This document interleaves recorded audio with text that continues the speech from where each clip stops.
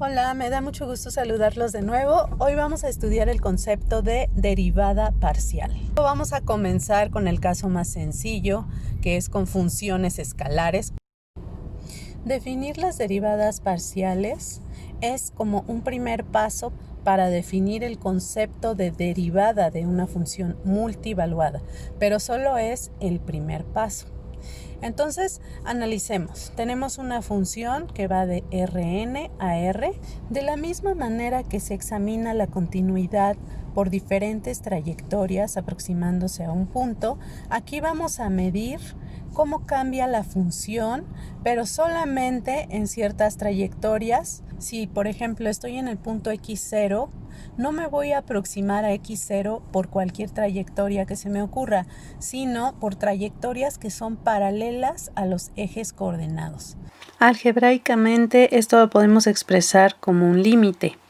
Por ejemplo, si quiero calcular la parcial de f con respecto a la variable x y, pensando en que f es una función que depende de x1 hasta xr, entonces calcularía esa parcial como el límite cuando h tiende a 0 de f de, y todas las variables las dejo igual, excepto la yésima a la que le hago el incremento h, y luego le resto la función evaluada en x1 hasta xr. Y bueno, esto está muy abstracto, entonces un ejemplo, si consideramos la función que va de R2 a R, definida por x e a la y, entonces la parcial de f con respecto a x la calculas considerando a y como constante y calculas el límite sobre la x, y entonces te queda e a la y. Y la parcial de f con respecto a y te va a quedar x por e a la y.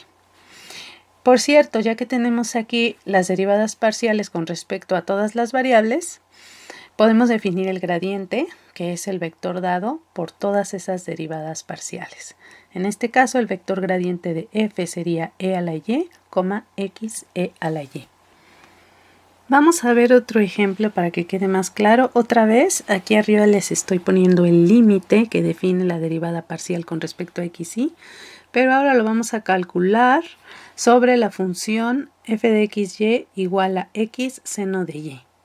Entonces, la parcial de f con respecto a x se toma haciendo constante a y por lo tanto me queda seno de y. Y parcial de f con respecto a y me queda x coseno de y. Ah, ¿pero por qué? Bueno, pues esta sí la voy a desglosar para que vean claramente cómo en el límite ocurre esto. Ya tenemos ahora sí los límites escritos para esta función en particular. Arriba tienen la parcial de f con respecto a x. Entonces estoy haciendo el incremento solamente sobre x. Y entonces a la hora de desarrollar puedo factorizar seno de y porque seno de y no está afectado en modo alguno por esta h.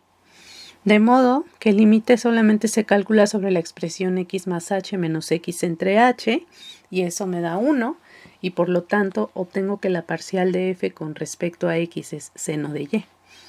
Y ahora para la parcial con respecto de y, otra vez calculo el límite, pero ahora el incremento lo hago sobre la y. Y fíjense, una vez más, como la x no se ve afectada, la puedo factorizar, sacar del límite, y entonces me queda la derivada del seno. Ese límite que están viendo allí es precisamente la definición de la derivada del seno, y eso es coseno de y. Y bueno, pues ahí tienen una gráfica de la función realizada en GeoGebra 3D. Y para esta función, el gradiente, como lo hemos definido, quedaría como el vector seno de y, x coseno de y. Aquí tenemos que señalar algo muy importante. En las funciones de una sola variable, se define la derivada como un límite. Aquí dense cuenta que no hemos definido la derivada, porque de hecho la existencia de las derivadas parciales no garantiza la existencia de la derivada de una función de muchas variables. ya que las derivadas parciales solamente están viendo el comportamiento de la función en las trayectorias paralelas a los ejes coordenados. Pero acuérdense que cuando checábamos otros aspectos como continuidad, los checábamos en todas las posibles trayectorias que se acercaran al punto, y así también lo tendríamos que hacer aquí. Así que, ¿qué es lo que sigue? Lo que sigue precisamente sería buscar nuevas trayectorias. El siguiente paso sería calcular una derivada direccional.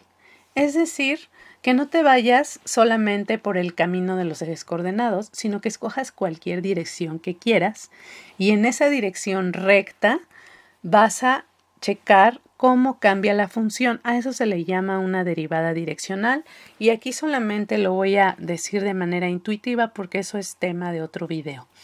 Pero fíjense, aquí el truco es considerar un vector, el que tú quieras, en Rn, en el dominio. Es conveniente tomar ese vector de norma 1, porque así le estoy dando la máxima importancia a su dirección sin que la magnitud de ese vector afecte el resultado del límite que voy a plantear, y este es el límite. Fíjense, aquí voy a hacer un incremento con un parámetro y ese parámetro lo que va a hacer es estirar ligeramente este vector y ese incremento se lo voy a sumar a x0, que ahora es el punto donde quiero calcular la derivada. Y bueno, como siempre en las expresiones de derivadas, resto lo que vale la función en x0, divido entre t. Si ese límite existe, entonces estaríamos hablando de que existen las derivadas direccionales. Considerar el vector de la dirección unitario va a facilitar otro tipo de cálculos más adelante. Y bueno, pues nada más para repasar, si estuviéramos en R2, por ejemplo, un vector unitario siempre se puede expresar como coseno de teta, coma seno de teta para algún ángulo teta, lo cual ustedes también lo pueden reescribir como coseno de teta por E1 más seno de teta por E2, donde E1 y E2 son los vectores canónicos. Y lo podríamos ubicar, en ese caso, en el círculo de radio 1. En este video, pues solamente hemos trabajado con funciones escalares, es decir, que van de Rn a R. ¿Cuándo puedo decir que una función de estas es derivable en un punto? Pues cuando existe el límite que están viendo en su pantalla. Cuando x se acerca a x0, el límite de f de x más x0 menos f de x entre la norma de x menos x0.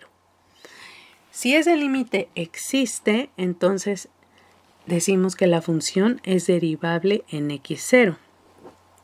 Y bueno, para calcular estos límites, como ya estamos en un espacio n-dimensional, para acercarnos a x0 nos podemos acercar por cualquier trayectoria y el límite debe ser igual en cualquier trayectoria, no solamente en las rectas paralelas a los ejes coordenados, que sería el caso de las derivadas parciales. Entonces, pues aquí tienen una justificación de por qué el hecho de que existan las derivadas parciales no quiere decir que la función sea derivable en ese punto. Y bien, hemos llegado al final de este video. Los dejo con una estupenda visión de la biblioteca central de nuestra amada ciudad universitaria.